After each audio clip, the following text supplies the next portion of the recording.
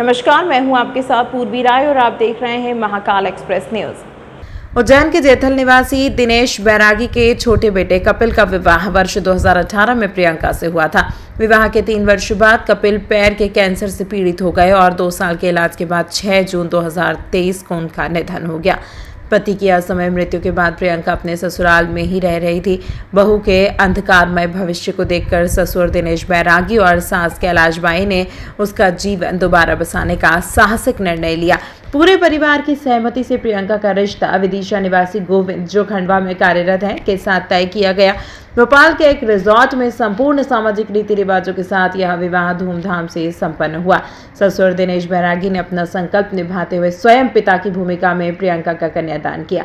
देवर दीपक बैरागी ने बताया कि परिवार ने करीब 7 लाख रुपए खर्च कर 350 लोगों की मौजूदगी में धूमधाम से शादी संपन्न कराई। प्रियंका के पिता राम बाबू ने भावुक होकर इस कदम की सराहना की। यह प्रेरक प्रसंग आज पूरे समाज को बहुओं को बेटी मानने का एक बड़ा संदेश दे रहा है। 2018 को शादी हमारे छोटे बेटे की शादी भोपाल में तय हुई थी। उस समय लड़की MBA कर रही थी और हमने शादी 2018 में की उसकी। उसके बाद क्या हुआ, 2022-23 को उसको कैंसर डिटेक्ट हुआ, बेटा चला गया हमारे, मतलब तो बेटी ने ही पूरा मतलब हमको हौसला अफजाई दिया कि भाई मैं आपका बेटा हूँ और बेटी भी मैं आपकी हूँ। तो उस तरह से हमने इतने साल तक उसको हमारे पास रखा और बेटी की तरह ही मतलब हमने मतलब उसको रखा। आज तक कभी किसी चीज की तकलीफ नहीं आने दी उसको। और बाद में फिर हमने 1 साल से उनको मना रहे, वो मना कर चुकी थी कि मैं शादी नहीं करूंगा, बोले मैं आपकी सेवा करूंगी। पर हमने सोचा कि नहीं, जिंदगी बहुत बड़ी है आपकी, आप शादी करें। तो शादी के लिए फिर उन्होंने हाँ करे। हमने लड़का ढूंढा, तो विदिशा जिले का एक लड़का अच्छा सा मिल चुका हमको, कुंवारा लड़का, और सर्विस भी करता है। तो उसकी शादी कल 6 तारीख को हमने संपन्न कराई है।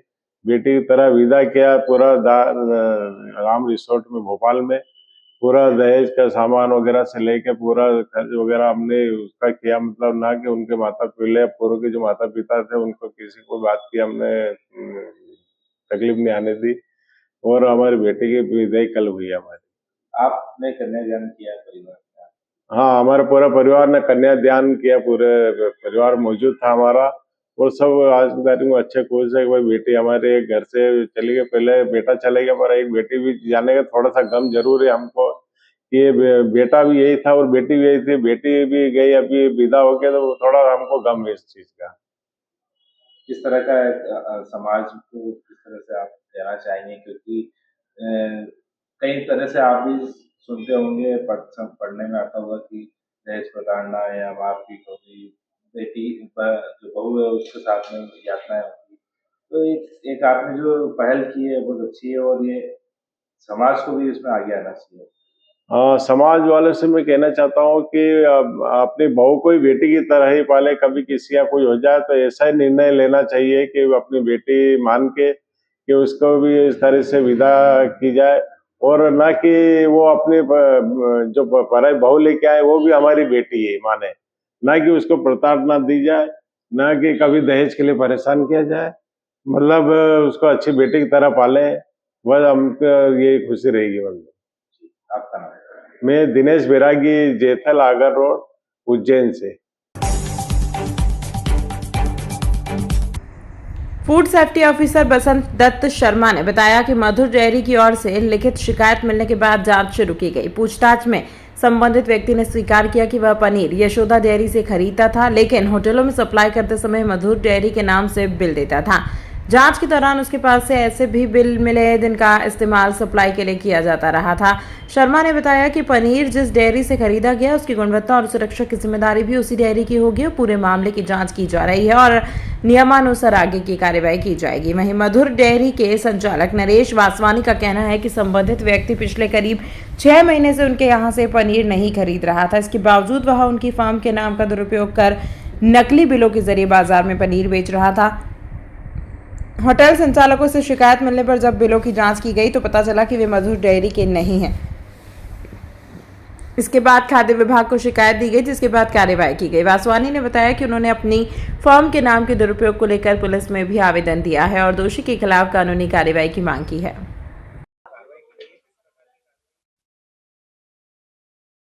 एक शिकायत प्राप्त हुई थी मधु डेयरी फ्रीगंज द्वारा।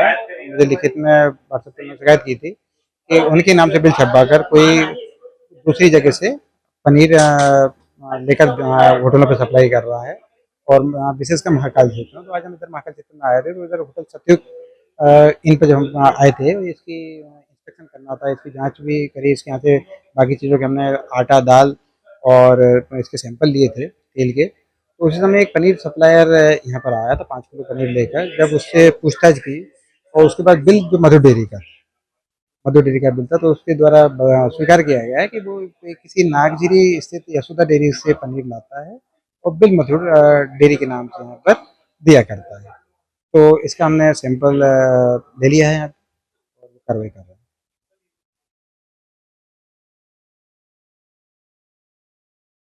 हाँ, मधु डेयरी के तो जब इस तरह की जब आई घटना, तो मधु डेयरी के संचालक को भी हमने कॉल करके यहाँ पर बिलों से करवाया। तो उन्होंने बताया कि उन्होंने अपने कथन भी दिए कि ये पहले 6 महीने पहले मेरे यहाँ से पनीर खरीद के ले जाता था, लेकिन पिछले 6 महीने से मेरे यहाँ से कोई पनीर खरीद के नहीं ले जा रहा है। तो ये हमने कथन उनके भी ले लिए हैं और इस व्यक्ति के भी कथन ले लिए हैं, जिसके द्वारा ये स्वीकार कर रहा है कि दूसरे क्या रहा है। तो जिम्मेदारी उसी की बनती है जहाँ से ये पनीर बन के आया।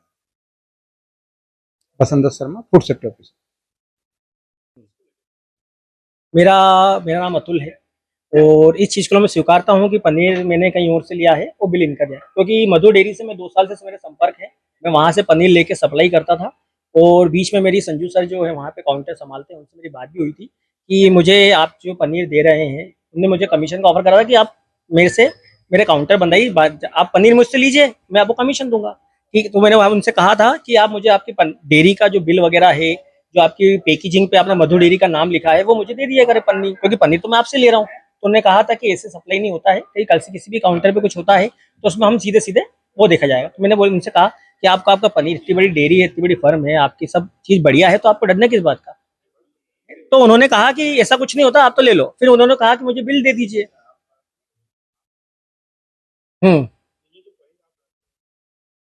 पनीर में अभी गत 2 सालों से मधु डेयरी के संपर्क में था, तो वहीं से लाता था। अभी बीच में 2 महीने से जब से दूध के रेट बढ़े, गैस की टंकी के रेट बढ़े, तो उन्होंने मुझसे कहा कि मैं 340 से पनीर कम रेट में नहीं दूंगा। तो मुझे अब 340 में वहां से लूंगा और यहाँ सप्लाई करूंगा 320 में, तो मुझे तो लॉस ही है।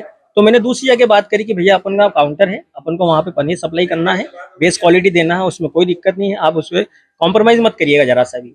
मैंने सामने यशोदा डेयरी जो नागजिरी में है वहां से पनीर लिया, यहाँ पे सैंपल दिया, पनीर पास हो गया, तो फिर वही उसी प्रोसीजर से पनीर आता रहा। बिल यशोदा डेयरी से इसलिए नहीं दिया कि उन्होंने कहा कि जो चल रहा है वही चलने दो। तो मधु डेयरी का संचालक यहाँ पर है, हाँ। वो बोल रहे हैं कि उनके पन्नू का उपयोग आपने किया है गलत तरीके हाँ, से। गलत तरीके से करा। वो तो कहेंगे ही सही, क्योंकि अभी गत 2 महीनों से मैं उनसे पनीर नहीं ले रहा हूँ, सप्लाई एकदम बंद हो गई है। बिल आप उनके लगा रहे हो? हाँ, अब जब मैं उनसे ले रहा था तो उन्हीं के बिल दूंगा ना। और उन्होंने मुझे सजेस्ट करा। अभी जब पनीर पकड़ाया है तो आप यशोदा डेयरी का पनीर है और बिल मधु डेयरी का है। हाँ, उसको लेके क्या कहेंगे? इसको लेके मैं ये मानता हूँ ना कि गलती ऐसी, इसमें प्रोसीजर ऐसा था कि उन्होंने बोला था कि कट्टे आप छपवा लेना, आपके हिसाब से कोई दिक्कत नहीं आती, उसमें आप पनीर सप्लाई करना। तो मेरे को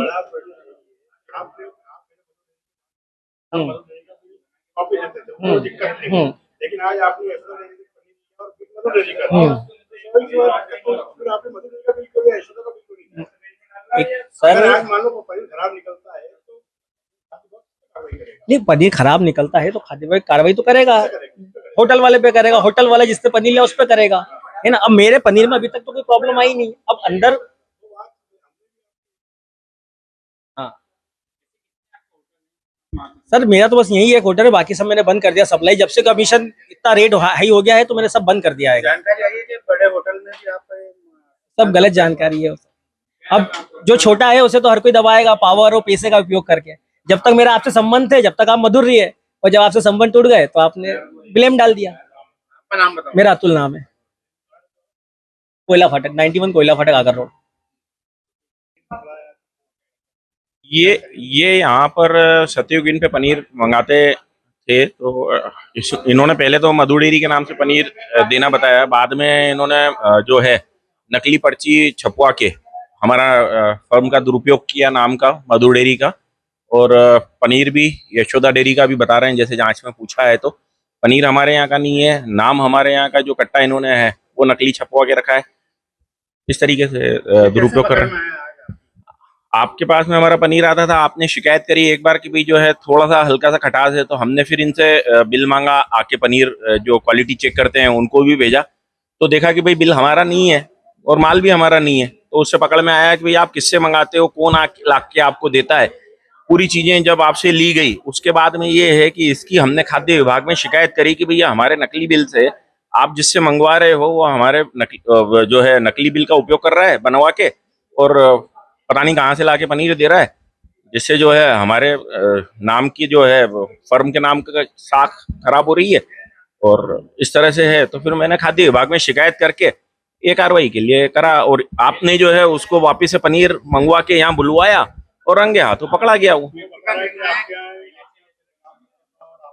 नहीं, हमारे यहाँ कभी कोई काम नहीं करता था। और देखो सीधी सी बात है, अगर चोरी करते कोई चोर पकड़ा जाता है तो यही है कि बचने के रास्ते जो हथकंडे जो रहते हैं अपनाया जाता है।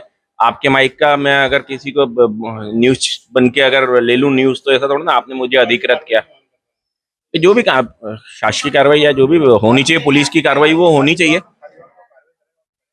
खाद्य विभाग करे। और मैं तो मेरे नाम के लिए भी मैंने जो है पुलिस में आवेदन दिया है, कानूनी कार्रवाई उसके ऊपर जो हमारी फर्म का दुरुपयोग कर रहा है, मिसयूज कर रहा है, उसकी कार्रवाई के लिए मैंने करा है। नरेश वासवानी। परिषद के प्रवक्ता डॉक्टर गोविंद सोलंकी के अनुसार कार्यक्रम में अखिल भारतीय अखाड़ा परिषद के अध्यक्ष डॉक्टर रविंद्रपुरी महाराज और निर्मोही अखाड़े के राष्ट्रीय अध्यक्ष मदन मोहन दास महाराज की उपस्थिति में परस्पर स्वागत हुआ और संयस्त 2028 को लेकर मंथन हुआ। भगवान दास महाराज ने कहा कि अब से सभी मतभेद समाप्त माने। निरंजनी पंचायती अखाड़े में हुए मिलन समारोह में शहर के शैव और वैष्णव संतों ने मिलकर एकजुटता का प्रदर्शन किया। डॉक्टर रविंद्रपुरी महाराज ने कहा कि वर्तमान परिदृश्य में हरिद्वार, नासिक और उज्जैन के कुंभ मेलों को देखते हुए सभी संतों का साथ और एकता आवश्यक। कार्यक्रम में पंच निर्वाण अखाड़ा के राष्ट्रीय अध्यक्ष मदन मोहन दास हैं। समारोह में प्रमुख रूप से जूना अखाड़े के राष्ट्रीय सचिव रामेश्वर गिरी महाराज, महानिर्वाणी अखाड़े के श्याम गिरी महाराज, राधे राधे बाबा आनंद अखाड़ा के राष्ट्रीय अध्यक्ष शंकरानंद सरस्वती महाराज, महामंडलेश्वर शांति स्वरूपानंद गिरी महाराज, महामंडलेश्वर भगवान बापू दिगंबर अखाड़े के रामचंद्र दास महाराज, महावीर नाथ महाराज, सरंगारी महाराज, सेवा हरिगिरी महाराज, कृष्णानंद ब्रह्मचारी ए महाराज, विशाल दास सहित अन्य कुसंत महंत शामिल थे। कोई आपसी विवाद नहीं था, कहीं कोई ये बीच में आकर के हमारा विवाद करा दिया। हम सब एक है। हमारे रामेश्वर दास जी महाराज बहुत ही अच्छे व्यक्ति है, और आपने देखा होगा मदन मोहन दास जी महाराज जो इस समय निर्मोही अखाड़े के परम अध्यक्ष है। हमारे यहाँ परंपराएं होती है, परंपराओं का पालन होना चाहिए। निर्मोही अखाड़े में जो मदन मोहन दास जी महाराज है उनके 8 गांव है, और जो दूसरे संत है उनका 1 गांव है। तो उसका जो अध्यक्ष होना चाहिए मदन मोहन दास जी को होना चाहिए, परंतु कुछ ऐसी राजनीति हुई, मदन मोहन दास जी को पद नहीं मिला। और कल हमने बैठ करके निर्णय लिया, पूरे पंच को हमने बिठाया, हमने मदन मोहन दास जी को निर्मोही अखाड़े का अध्यक्ष बनाया हुआ है। और जो भी कुंभ होगा वो कुंभ की देखरेख मदन मोहन दास जी करेंगे, और हमने अखिल भारतीय अखाड़ा परिषद में उनको स्थान दिया है। हमारे वो सदस्य है और हमारे साथ वो कार्य करेंगे। बिल्कुल, हमने माननीय मुख्यमंत्री जी से वार्ता की थी। जो छिपरा नदी के जो घाट, जो 30 किलोमीटर लंबा घाट बनने जा रहा है, हमारे नाम से नहीं, जो अखाड़ों के जो इष्ट देव है, जैसे निरंजनी अखाड़ा है, निरंजनी अखाड़े का स्वामी कौन है? निरंजन देव, जिसे कार्तिक स्वामी के नाम से जाना जाता है। दत्तात्रेय भगवान जूना अखाड़े के इष्ट देव है। ऐसे जितने भी अखाड़ों के इष्ट देव है उनके नाम से घाटों का नाम रखा जाए। और सबसे बड़ी बात है, पूरे उज्जैन में बहुत अच्छा काम हो रहा है। कुंभ का कार्य बिल्कुल जोरों पे चल रहा है, और हमारा भी प्रयास रहेगा। हम बहुत जल्दी कल परसों हम जो है काम देखेंगे, कितना काम हुआ है, घाटों में कैसा काम हुआ है। हम भी पूरी टीम लेकर के निरीक्षण करने का प्रयास करेंगे। देखिए, अगर आप सभी मंदिरों को टारगेट करेंगे कैसे काम चलेगा? बगलामुखी माँ तो साक्षात माँ भगवती है, और जो भी वहां जाता है उसकी मन की इच्छा पूरी होती है। अगर किसी पंडा ने, किसी व्यक्ति ने, किसी पदाधिकारी ने ऐसा काम किया, उसको तो दंड माँ भगवती स्वयं देगी। इसीलिए पूरे सनातन को बदनाम करना, मंदिरों को बदनाम करना उचित नहीं है। आज के लोग वो बिल्कुल वीडियो लेकर के, कैमरा लेकर के घूम रहे, किस मंदिर में क्लिप बन जाएगी, कहाँ पे पुजारी जेब में पैसे रख रहा है। अरे पुजारी ने कोई पूजा की होगी तभी जाकर करके जेब में वो पैसे रखता है। आजकल जो भी यात्री आता है वो पहले पुजारी ढूंढता है, पुजारी जी मेरा मंत्र पढ़ो, मेरा फलाना पाठ है वो करो, उसके पश्चात उसको दक्षिणा दी जाती है। अब जो दक्षिणा जेब में रखेगा उसको भी बदनाम किया जाएगा, पुजारी क्या खाएगा। इसीलिए बहुत दिक्कत की बात है, मंदिरों को बदनाम ना करें। जिसने भी कोई ऐसा काम किया उसको दंड मिलेगा, जिसने चोरी किया वो जेल चला जाएगा। और ज्यादा इसको उछालना मैं समझता हूँ उचित नहीं है। ये हम सब की बुराई है। सनातन की जो है, हमारे जितने भी सनातन धर्मी है, सनातन के मंदिर है, उनके लिए ये अच्छा नहीं है, अच्छा संदेश नहीं है। यहाँ के स्थानीय अखाड़ा परिषद, राष्ट्रीय अखाड़ा परिषद की महंत अखाड़े का समर्थन हुआ। यहाँ के लोकल जितने भी रामादल शंभू दल के समर्थन किया है। यहाँ के डॉक्टर रामेश्वर दास जी और श्री महंत रविंद्रपुरी जी महाराज निरंजनी अखाड़े, ये पूरे कुंभ की सब संतों से अपनी समस्याएं,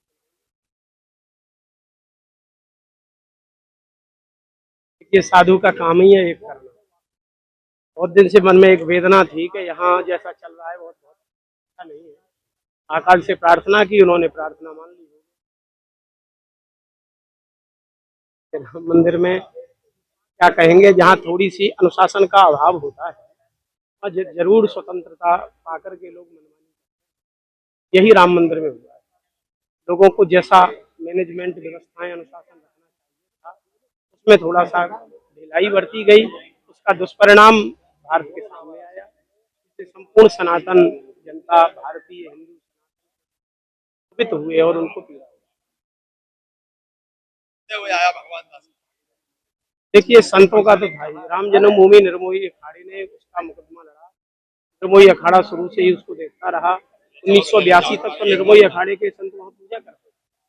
1982 के बाद में जो थोड़ा सा ये सब हुआ, इनको चाहिए था कि संतों को ही महत्वपूर्ण, धर्माचार्यों को ही उसमें रखते, उन्हीं के निर्देशन में पूजा का भाव रखता था। मूल में तो निर्मोही अखाड़े का जो संघर्ष था उसको अनदेखी का परिणाम ही होगा, क्योंकि जिसका जो संघर्ष है उसको अनदेखी करेंगे तो कुछ न कुछ मनमानी होगा। आज भी समय है, संतों के निर्देशन में पूजा की व्यवस्था हो, निर्मोही अखाड़े के निर्देशन में हो, वैष्णवोचित परंपरा के अनुसार हो और संतों की ही देखरेख में व्यवस्था हो। एक एक संत 20-20 आश्रम, 50-50 आश्रम चलाता है और प्रत्येक आश्रम में 100-100 संत रहते हैं, 500-500 गाय रहती हैं। वहाँ कोई भी अनियमितता नहीं होती, व्यवस्थित व्यवस्थाएं होती हैं। यहाँ संतों को ही प्राथमिकता दे करके करेंगे तो आगे ये कोई समस्या नहीं, वो भी निर्मोही अखाड़ा विशेष रूप। तो पहले भी एक थे और एक ही सब रहे हैं। तो अभी कुछ समय से मन मुटाव हुआ था, मन मुटाव के कारण वापस जो व्यवस्था आज भंडारा रखा, उस भंडारा में सबका जो मन मुटाव था दूर हट गया। और क्योंकि साधु संत तो एक भगवान स्वरूप होते हैं, मतभेद अगर साधु संत में चला फिर किस में चलेगा। तो कुछ कारणवश ये परेशानी हुई थी, तो वापस व्यवस्था जो वैसी की वैसी बन गई। और अभी सिंहस्थ आ रहा है, उस सिंहस्थ के लिए सारे साधु को एकजुट कर और अभी सिंहस्थ में जो काम करना है, क्योंकि समय ज्यादा बचा नहीं, आप देख रहे हो। तो मुख्यमंत्री जी ने भी इसके लिए बड़ा बहुत प्रयास करा और प्रयास करने आज बड़ा सफल हुआ। सफल होने के स्थानीय जो हमारा अखाड़ा था, अखाड़ा परिषद, उन्हीं को रविंद्रपुरी जी महाराज, हमारे रामेश्वर दास जी, भगवान दास जी, सभी साधु संत जितने थे आज एकजुट होकर वो कार्यक्रम को और कार्य को आगे बढ़ाने में बड़ा सफलता हुई। तो हम बड़ा खुश हुए और आज साधु संत बड़े खुश हुए उज्जैन में कि एकदम कुंभ भरा गया। उस कुंभ के कारण आज देखो आप कितना हर्षोल्लास है, बड़ा आनंद का समय है। तमाम महत्वपूर्ण खबरों के लिए देखते रहिए महाकाल एक्सप्रेस न्यूज।